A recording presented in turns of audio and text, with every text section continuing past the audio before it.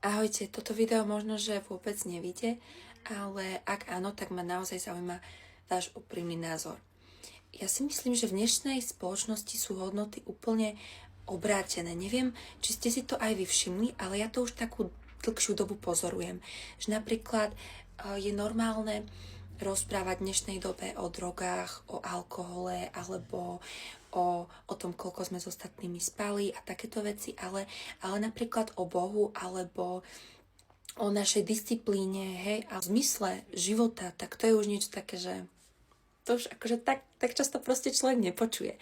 Alebo napríklad, keby sme si zobrali, že napríklad keby vám niekto povedal, že včera som pil, hej, tak akože také normálne, hej, nie?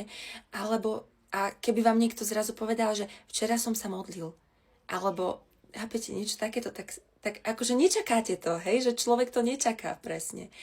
A ja to vidím aj v škole, že človek sa skôr pochváli tým, že podvádzal, alebo že niekomu vynadal, alebo že sa neučil a takto, že aký je macher a podobne.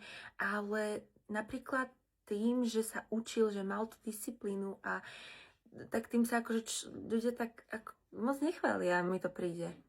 Nič z tohto nesúdim, hej? Nič z tohto nesúdim, len to pozorujem, že čo sa vlastne deje.